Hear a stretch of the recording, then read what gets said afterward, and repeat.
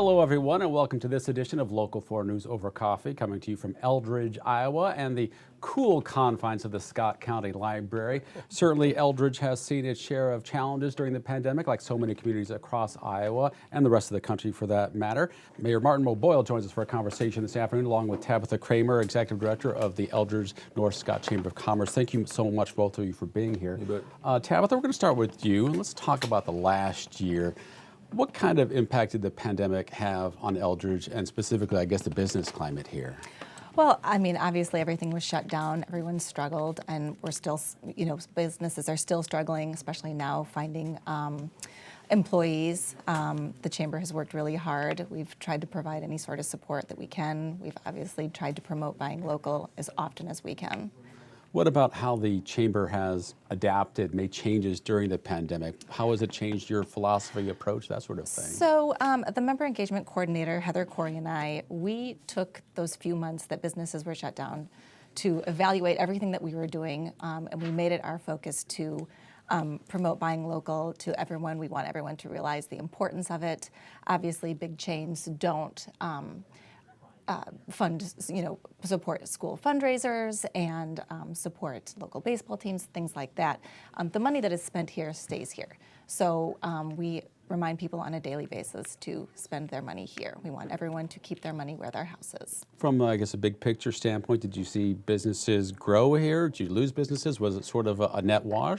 I would say a net wash. We were contacted by a few businesses that specifically needed our help, and we were able to, provide some support to them. We did see some businesses grow. A local dance studio is expanding already. We've had some new businesses come into town, so I would say a wash, yes. How does it bode for, I guess, the future of Eldridge that you were able to adapt? How do you apply what you learned from the pandemic to the future?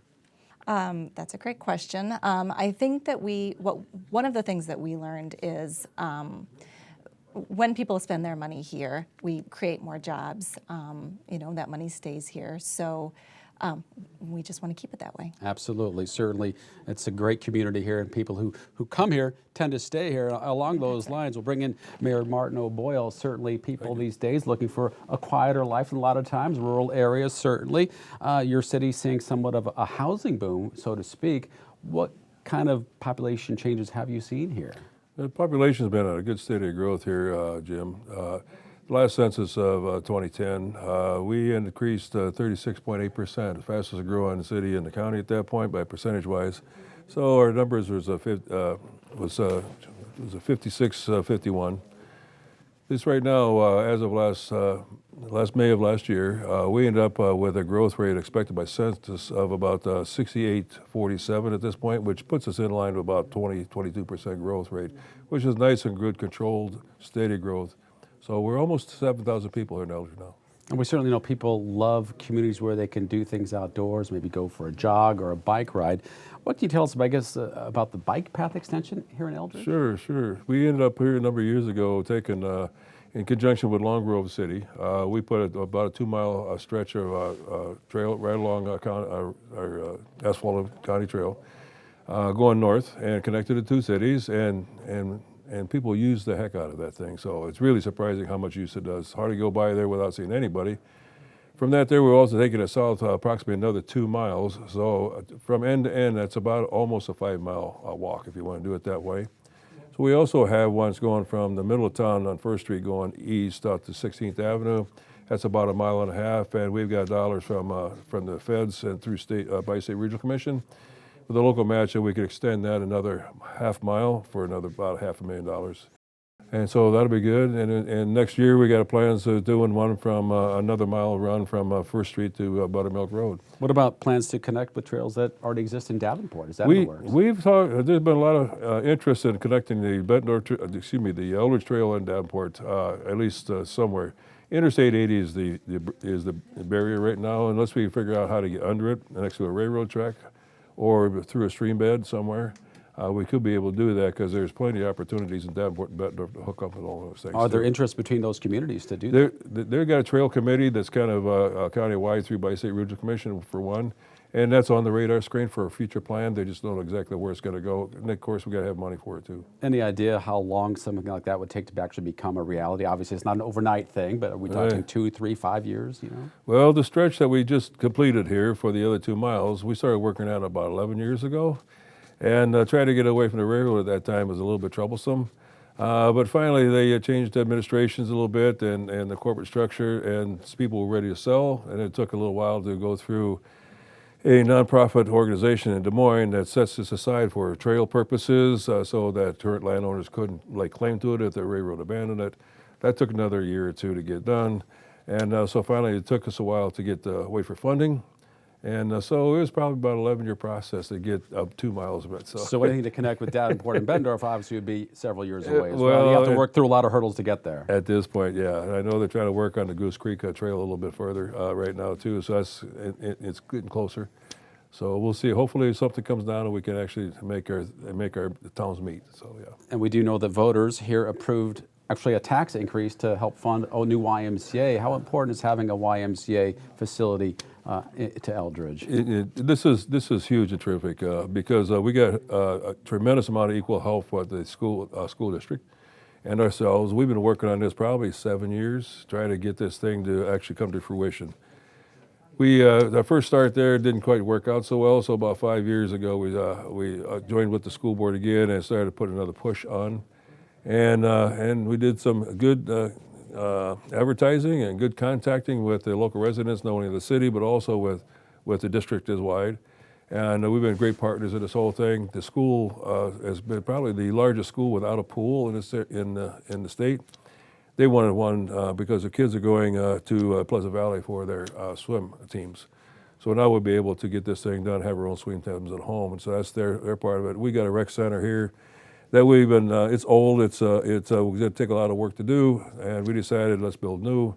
So only much the two of us together. We're going to be, there's kind of a condo setup. They own a section, we own a section, we got common area in the middle.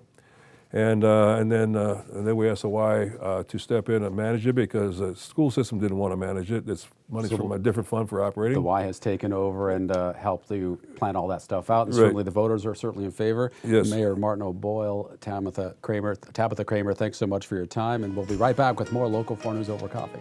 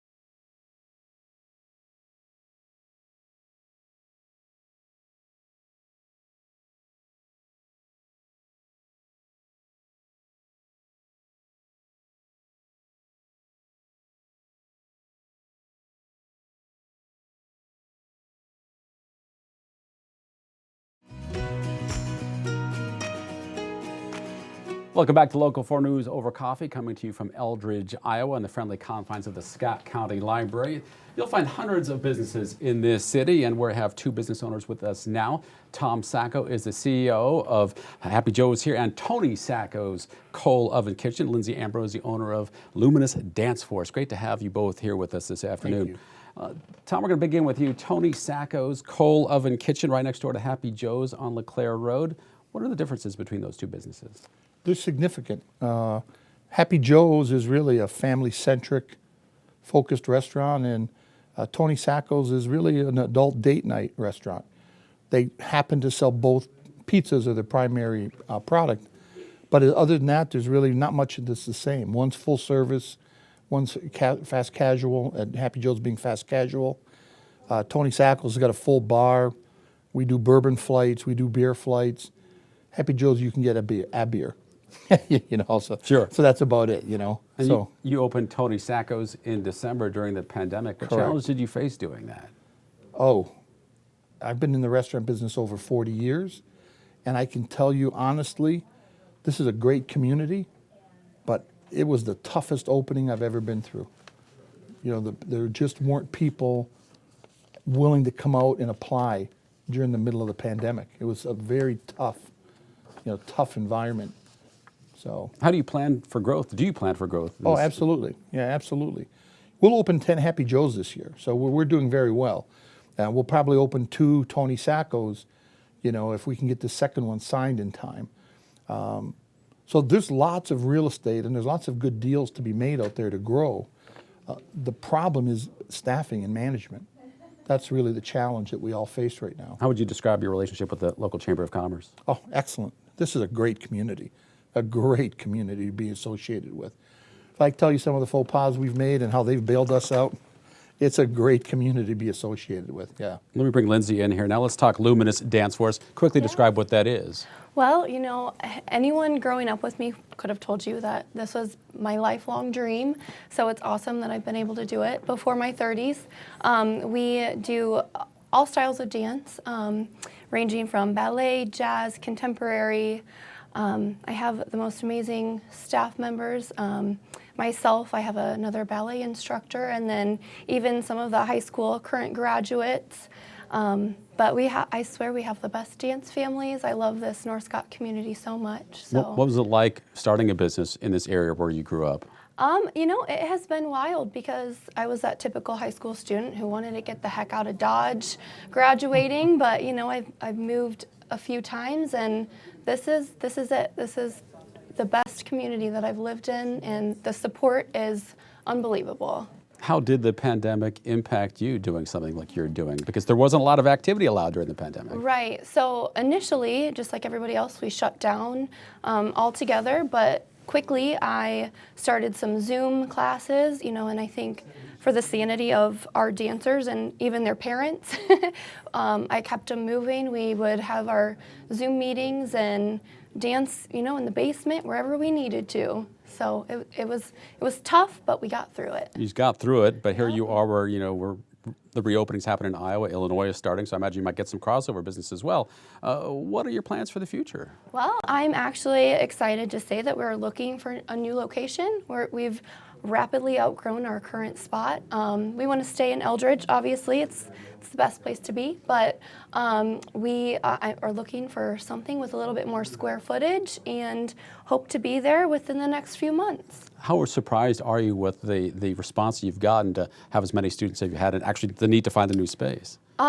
That has definitely surprised me the most, I think. You know, when I started this, I just expected to be a smaller studio for a while, but the growth has been pretty insane, but I'm so blessed and I feel so thankful. Where do you stand in terms of students you have right now? We are just under 100 students, so 1,000 square feet right now seems very small. Yeah, I imagine you can grow that. Gets pretty cramped Yes. certainly very quickly. Yes, definitely. Well, certainly ballet. And what other types of dance are you doing really Jazz and contemporary. Our younger girls do some tapping, but you know, I really want 2 studios so that we can do some more one-on-one individual work and group stuff going on at the same quickly? A lot time. of variety to be had Lindsay Ambrose, Tony Sacco, or Tom Sacco, excuse me. Tony Sacco's the name of your restaurant. I knew I was going to get confused with that somewhere. Thanks so much for both of your time. Thank you Continued so success for much. both of you. We'll be right Thank you back very with more Local 4 News Over Coffee.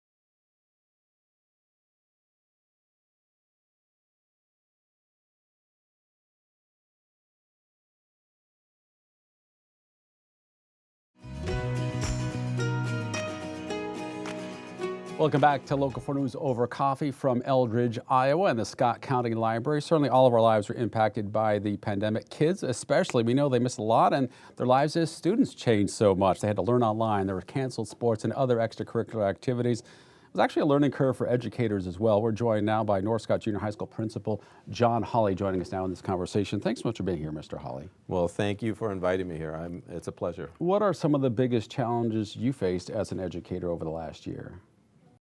Well, if you go back to spring break a year ago and school shutting down, I think the biggest adjustment was for our teachers in terms of now trying to be online, and they're used to being face-to-face. I think the biggest change is teachers in general, they are in this business because they want to make a difference in children's lives, and now those children are on some computer somewhere else, and to really make that connection, that was the first adjustment. And then just to have the tools to be able to teach online and have them do activities where they can learn, that was a huge In adjustment such for a them. short amount of time, Right. without really testing how well and how Right. effective you guys could be. Certainly, how did your teachers and counselors respond since that, really over the last summer, so that 90% of your students could be in class to the start of this year on day one?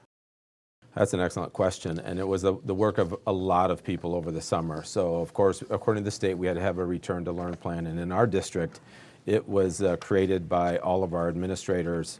We had instructional coaches, and we had counselors all developing things. So, for example, for me, I worked on our social emotional plan with our counselors, and so we took plenty of weeks. Chad Ruth is a principal, and I and the counselors to develop that, and then there was an academic team, and there were all kinds of different teams, technology, and then we had to incorporate that all together. And then one thing I think we did really well in our district is each building, starting in July, had weekly, we call them, at the junior high, we call them coffee chats with our staff. And so we met for coffee at 8 o'clock every Thursday just to talk about the things that we were planning, get input from our staff, talk about changes from the COVID rules, and the next week we would say, well, that wasn't quite right, so we're going to adjust. You just graduated a class of junior high school students, a class of 2021. They're heading to high school. What did it mean, though, for them to be able to graduate in person this year? Well, just to be face-to-face, I have to congratulate all our students, because I know the other principals have talked about it. When we decided we were coming face-to-face, our community loved that. They wanted that social interaction. But also, for the most part, our kids wore their masks. It wasn't, like I went into it thinking, oh my gosh, we're going to spend all of our time trying to get kids to wear masks, and they were great. They adjusted very, very well. How did your administrators and teachers, I guess, develop a curriculum suitable during the pandemic for all grade levels? Well, the big question from the spring was what is the gap of learning lost? And so we do everything in our community. One of the things we do really well is we're very cohesive, and we stress collaboration. So we have, whether it's a grade level collaboration in elementary or it's a department collaboration at the secondary level, they're working on that curriculum, and they're designing the assessments to find out where the gaps are, and then they're designing their instruction along with our instructional coaches to move in the right direction. We saw Governor Kim Reynolds this week or last week sign legislation that will actually change how race can be taught in schools, no critical race theory. How does that affect what you do in your curriculum there? Yeah, that's going to be a big adjustment for us, but at the same time, I don't know that we can really speak about it because nobody right now is we don't have a lot of expertise on what File 802 says. And so we'll have to study that first and then make those decisions afterwards. Now we know that not all kids want to pursue a college education necessarily. How does North Scotta overall as a school district prepare students for other opportunities and Yeah, careers? that's a good question. And I would say our high school administration has done an excellent job building the trades. And so one of the things that we stress both at the junior high and the high school is that we have all our kids get a post-secondary certificate. And so that may mean you go into the trades or you go into some 2-year program. We want all of our students to get some type of training, but it doesn't necessarily have to be a 4-year university. Also, our high school really has a lot of students taking dual credit courses, so some of them are graduating with a 2-year degree right out of high school. We know this community is seeing a significant amount of growth. How do you as a school administrator respond to that? How do you guys do it as a school district? I think the level that has the most difficult challenge with that is our elementary buildings because the growth is more in Eldridge and maybe not so much in some of the outer towns. So our enrollment at the junior high has stayed pretty level over the years that I've been there, but the elementary buildings have grown, others have shrunk, and so we've created some policies to be able to let families shift. Fantastic. North Scott Junior High School Principal John Hawley, thanks so much for the time. Good luck with everything you're doing in the school district. All right, thank you for having me. And we'll be back with more Local 4 News over coffee right after this.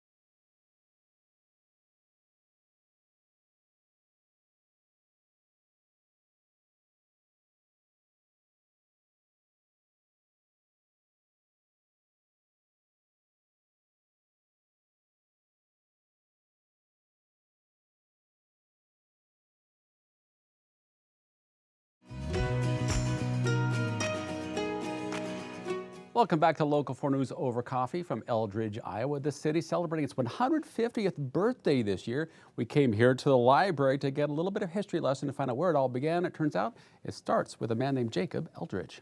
Jacob Eldridge, he's the guy that kind of laid out, the city because he worked for the railroads and he was interested in real estate. So he kind of set up the city and plotted how it would be. He never actually lived in Eldridge though. So he filed for it to become a city, and it was called Eldridge Junction, and that was July 2nd, 1871. After the town got incorporated, it grew pretty quickly. Like the railroad came in, they had a lot of shops there at the junction, and then in the 1880s, they were bought out by someone else, so the railroad decided to move their shops to Oxford Junction, so the town took a real hit there. There was like 100 workers that lost their jobs. They kept at it, and there was a fire in 1904 that decimated a lot of the city, And so they established their first fire department in 1905, just a little bit too late. But they were able to rebuild the city. 1918 was the tornado. It's another significant event that happened. There were a couple businesses and the Presbyterian church was destroyed. There was a farm that got hit particularly hard just outside of town. And this horse supposedly was picked up and taken like maybe a mile away. And when the horse was picked up, it was brown, but supposedly when they found it, it had turned white. So that's the legend. In the 1950s is when they decided to form the school district and the library system. So we had a bookmobile. It started in 1948, and then in 1950, they decided to start the Scott County Library System. And then the schools formed in around, I think in 1958, the high school opened, and then in the 60s, they started opening the elementary schools. And then Eldridge just continued to grow. I think it's one of the fastest growing cities, and actually Scott County is one of the fastest growing counties in Iowa. Eldridge certainly has come a long way since then. Tabitha Kramer, Mayor Martin O'Boyle joining us again right now. You're hooking on the plans for this 150th anniversary celebration. What's in the works? Well, we've got fireworks scheduled for July 9th, and then the next day is our Moonlight Chase, our annual Moonlight Chase run, the 36th run. And in combination with that, we've got our sesquicentennial plans, our 150th birthday. We've got craft booths, we've got vendor booths, food booths. The Eldridge Fire Department will have their water fights and their tractor pull. Eastern Iowa Baking Company is hosting a pie contest.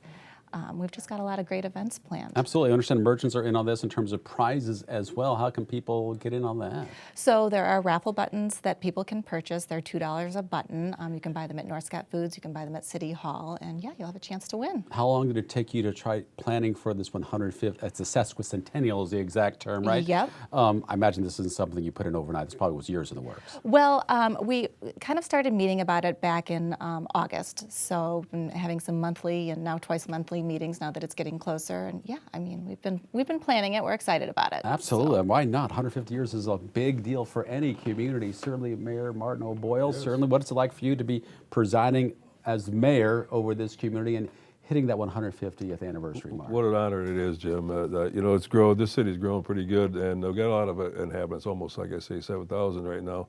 But when I went to high school here and graduated in '68, there was probably maybe 500 people living in this town, maybe it's just under 6. So it's grown really well. But I got to hand it to Tabitha and her crew at the North Scott Chamber of Commerce there, because they did a terrific job putting this thing together. And we have a good working relationship between the city and the chamber at the same time, too. So we enjoy that. Absolutely. A lot to be happy about, proud of, certainly in this community. 150 years already passed. 150 years. We'll see you in the next 150. Yeah, right. Tabitha Kramer, Mayor Martin O'Boyle, thanks so much. Continued success. And one more tribute to Jacob Eldridge. That's going to do it for this edition of Local 4 News Over Coffee. Thanks for joining us.